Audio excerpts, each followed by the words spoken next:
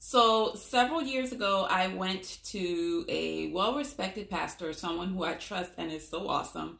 And I let her know that God was calling me to the pulpit. And she was basically like, duh, I saw that coming a mile away. Didn't you? And the answer to that question was actually, yeah, because God told me this 10 years before I came to you to tell you about it. But the reality was, I ignored him because, quite frankly, I wasn't trying to hear it. So, like many other people who get a calling from God, I basically ran from it. And so, I want to talk about it so that you can hear about it, so that maybe you can be encouraged by it.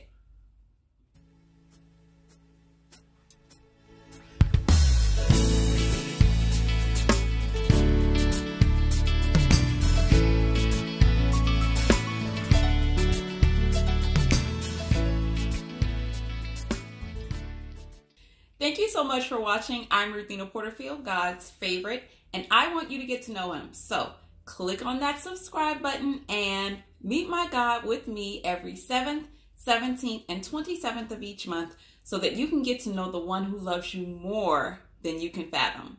Okay, let's get into the video. All right, let me tell you what inspired this video. So I'm in the midst of closing out the 3rd season of my podcast, and I'm doing the book of Daniel.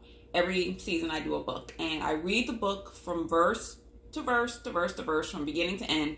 And everybody kind of knows, if you don't know, Daniel had this prophetic gift, right? And it worked together with his talent or gift of interpreting dreams. So he was prophetic and he could interpret dreams.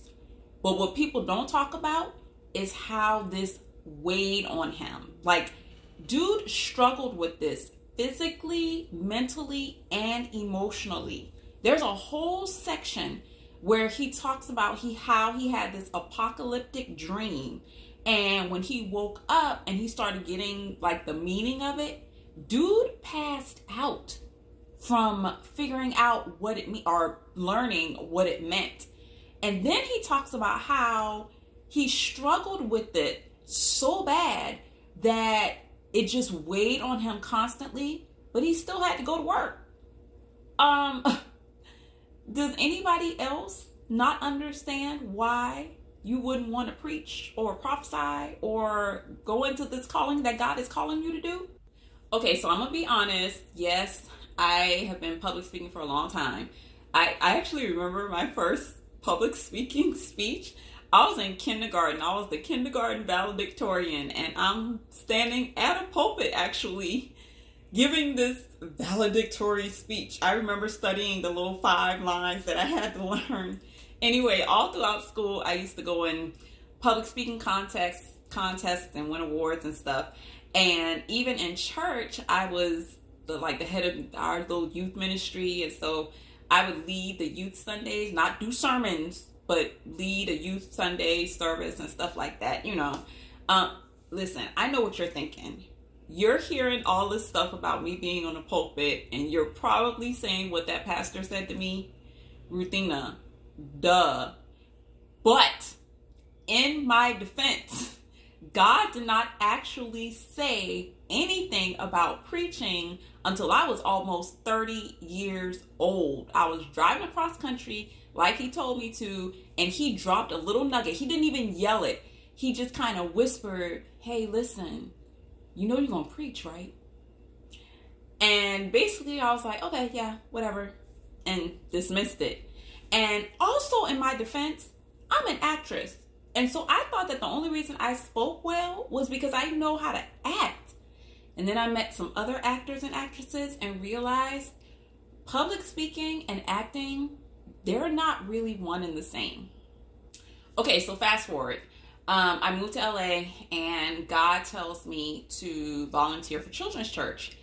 And quite frankly, I wasn't all that excited about it, but I did decide to be obedient. And I went to the children's pastor and said, hey, do y'all need help? She was like, yes. And she assigned me to teach the 5th grade class. And honestly, I loved it. And then I realized that the kids loved it. And then the parents loved it. And then other teachers loved it. And then other church leaders loved it. And before I knew it, I was like coming up with different ideas and enjoying myself, right? And then God said, okay, you're done here. Time to go to high school ministry. Wait, hold up. Back up. So while teaching in children's ministry, that's when God got really loud about this calling to the pulpit, right? I was in Holy Convocation, and Holy Convocation at my church is like a really high time. You know, people are in their ministerial and pastoral garb and all that stuff. And so I'm sitting in service and I'm watching everything, kind of enjoying myself. And I'm looking at the pulpit, and y'all, it's about to get crazy, so roll with me here.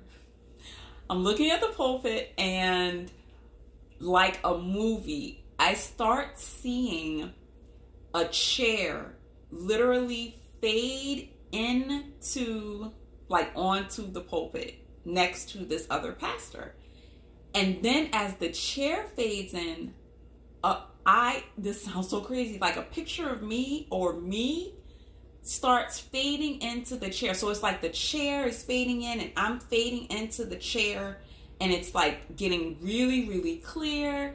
And I'm literally sitting in this spot on the pulpit in the midst of all the other ministers and pastors. And it's so real. I start looking like, are y'all seeing this? And God's like, no, they're not seeing this because it's only for you. And when I realized where he was going with this, I basically turned into Moses. And I was like, get somebody else. And God was like, tell you what, I'm not going to send somebody else, but I am going to send you to high school ministry. And that's what he did. And let me tell you something. High school ministry is way harder to teach than children's ministry. You try talking to a bunch of teenagers about Jesus. However, for whatever reason, I started to love it. And the same thing that happened in children's ministry happened in high school ministry. The kids started to love it, then the parents, then my youth pastor and other teachers and other church leaders. And before I knew it, you guys, I was not only teaching kids in high school ministry, I was leading Sunday high school services, delivering messages there, leading Bible studies, teaching baptism classes. And what do you know? God was right. I'm a teacher. I'm meant to teach his word. So there's so much more to this story, but I like short videos. So what can you get from my little testimony, my story, my issues? Well, if you clicked on this video, you probably clicked on it because you're either running away from your calling or you know someone who is. Let me tell you something. You can run all you want, but at some point, you're going to have to submit. It's just a matter of what you're going to submit to. Because see, God gives us free will. So you can either submit to the calling that God has on your life and his plan for you. And just to let you know, his plan may not always be fun, but it is always perfect.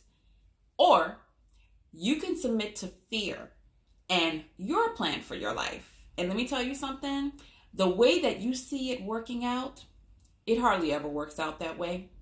So my suggestion, submit to the calling that he has on your life. Just do it. Do it afraid. Because here's the thing, if God told you to do it, you can do it in spite of what you think. Listen, God knows your flaws, your shortcomings, your degree or lack thereof, your experience. He knows your past. He knows your mistakes. But you know what else he knows? He knows what he put in you. And it's a lot. So roll with it. In the meantime, if this resonated with you in some way, please leave a comment in the comments below. And don't forget to check out the podcast and the website. And of course, subscribe. Until the next video, peace, stay cool, and God bless.